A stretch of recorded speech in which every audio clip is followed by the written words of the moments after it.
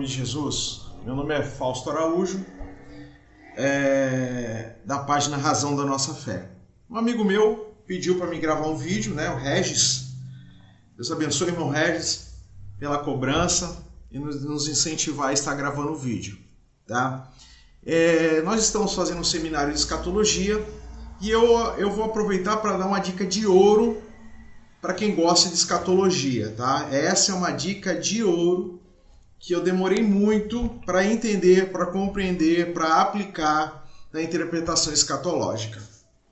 Tá? Antes de eu falar o texto que nós vamos examinar, eu quero te dar uma dica que eu considero a maior e a principal dica na questão escatológica. Qual é? Quem vai estudar escatologia, que está começando, que precisa, orientação, direção, a primeira coisa que eu te indico é que você compreenda a quem se está se dirigindo a profecia, tá bom? Bíblica. Se está se referindo à igreja ou Israel.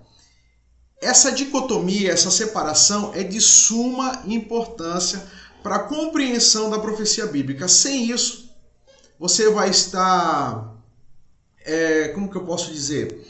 Você vai estar torcendo o texto. Vamos colocar dessa maneira. Você está sendo desonesto com o texto bíblico. Tá?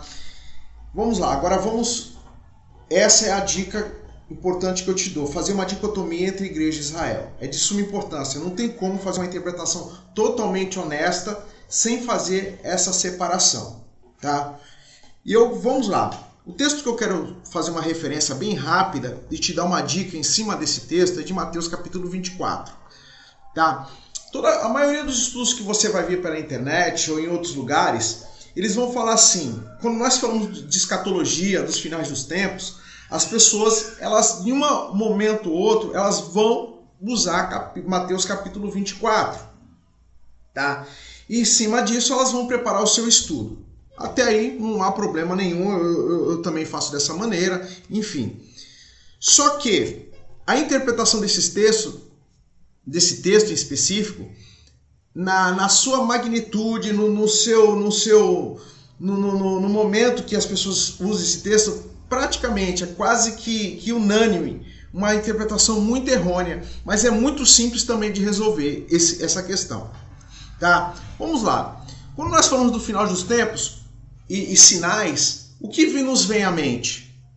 É Mateus capítulo 24, e as pessoas vão usar isso aqui que Jesus utilizou.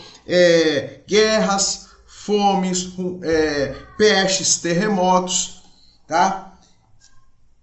E a igreja, ela se atém a isso, ela fica olhando para o mundo e se atém a essa questão. Só que eu quero te dar uma dica muito interessante e fundamental para ajudar na sua interpretação. Tá, irmãos? Primeira coisa que eu vou te dar como dica é que a igreja ela não existia ainda. A igreja ela vai ser inaugurada mais lá na frente, tá? Com todos os seus fundamentos em Atos dos Apóstolos. Tá bom? E eu quero te mostrar que nesse momento, quem está em pauta aqui não é a igreja e também não é o mundo.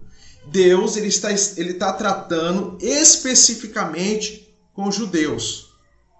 Especificamente com os judeus. Então, quando você olha Mateus capítulo 24, pensa nos judeus, tá? E eu vou te explicar por quê, e é muito simples, tá? Vamos lá. No verso 5, Mateus capítulo 24, 5, diz assim, porque muitos virão em meu nome dizendo, eu sou o Cristo. Eu sou o Cristo. Gente, para nós que somos cristãos, que conhecem as Escrituras, têm lido, Cristo está muito definido. A gente sabe como haverá, seja você pós-tribulacionista ou pré-tribulacionista. Não tem como nós sermos enganados pelo falso Cristo. Agora, quando falamos de judeu, de Israel, aí já é outra coisa. Porque eles não conseguiram já no passado definir ou interpretar as profecias do Antigo Testamento. Certo? Ele se manifesta de duas maneiras. A gente olha lá, é da descendência de Davi, tá? E ele vem como rei, como senhor, como soberano, e também fala que ele vem como servo sofredor em Isaías 53.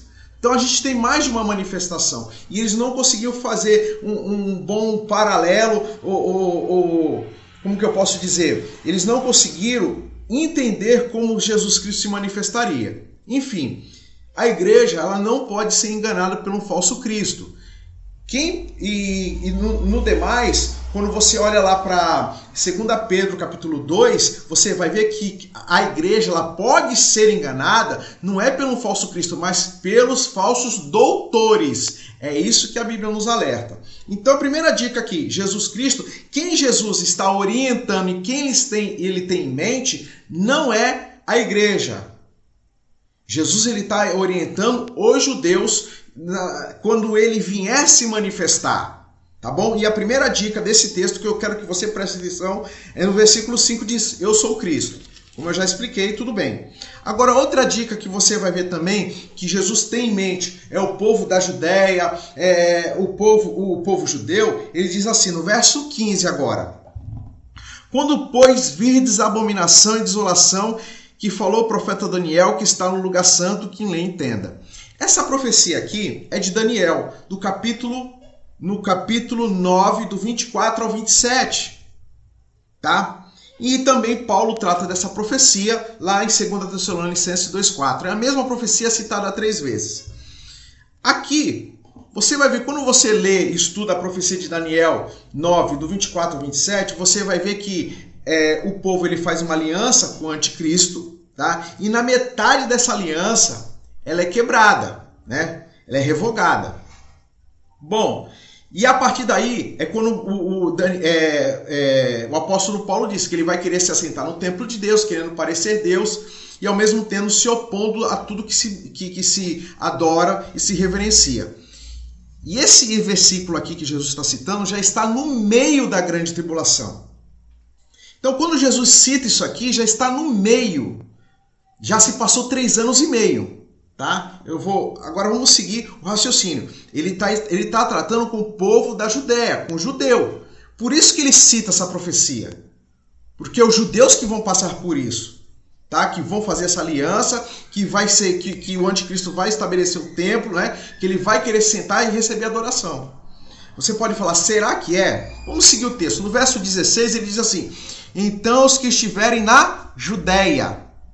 Outra referência mostrando que a mente de Jesus ele está pensando no povo judeu. Tá bom? Para a gente concluir essa parte, diz assim, no verso 20, orai para que a vossa fuga não aconteça no inverno nem no sábado. Quem guarda sábado, nós sabemos, até hoje, é o povo judeu e não é a igreja do Senhor. Por que eu demorei muito tempo para compreender isso, para entender essa profecia, olhar dessa perspectiva? Realmente é diferente. Mas se você for honesto com o texto, a quem está se dirigindo, você vai ver que não é a igreja, porque a igreja não havia sido inaugurada. Fausto, aonde eu procuro orientação sobre finais dos tempos para a igreja? Você tem que ir nas epístolas. Porque Paulo trata sobre isso nas epístolas. Aqui Jesus ele está falando com o povo judeu e o texto descreve isso. É por isso que muitos pós-tribulacionistas lê o capítulo 24 falando assim, ó, tá vendo? Aqui não tem arrebatamento. Eu concordo com ele que não tem arrebatamento, porque nós cremos que o judeu ele vai passar pela grande tribulação. É a última semana, né, profetizada lá por Daniel, que Daniel indica. Então ele vai passar pela grande tribulação. Porque, irmãos, eu vou recapitular um ponto de novo. Se nós, como igreja do Senhor, ou como qualquer um, ficarmos olhando os terremotos, fome, peste ou guerra, você tem que ser honesto comigo e com a circunstância que isso sempre aconteceu na história do mundo. Isso sempre aconteceu. Só que esse texto aqui de Mateus capítulo 24, ele está falando, tá? Eu só vou... Para a gente concluir a ideia aqui e dar essa dica de ouro para você na interpretação da profecia, Jesus, a primeira coisa que ele fala para os judeus, ele fala assim, ó, no verso 3, 24, 4, diz assim, e disse, acautelai-vos, ninguém vos engane, porque muitos virão em meu nome dizendo, eu sou o Cristo, enganarão a muitos. Irmãos, a dica não termina. Você vai lá para o Apocalipse, o primeiro selo é o cavalo branco, é o falso Cristo. Aqui abre-se o primeiro selo, aqui se está assim indicando o que, irmãos? A manifestação do anticristo. Tá? E todos aqueles que compõem, né, essa ação demoníaca. Tá bom? Então que Deus te abençoe, te dê graça, que você fique com essa dica. Irmãos, eu entendo que é incomum interpretar dessa maneira, pelo menos algumas pessoas não vão relutar com isso, mas examine o texto. Realmente o texto não fala de arrebatamento. Por que não fala? Porque a igreja, Israel realmente vai passar pela grande tribulação. A igreja, nós cremos que ela não irá passar. E a mente de Cristo aqui, a resposta está sendo para os judeus. Tá bom? Meu nome é Fausto Araújo. Mais uma vez, bem-vindo à Razão da Nossa Fé. Mais uma vez, agradecendo ao nosso irmão Regis. Eu quero agradecer também ao Jobel Serra e ao Cleito Bandeira. São duas pessoas que têm nos acompanhado no seminário que nós estamos dando atualmente, tá? E têm nos dado muito, mas muito apoio. E louvado seja Deus pela vida dessas pessoas, tá bom? Deus abençoe em nome de Jesus.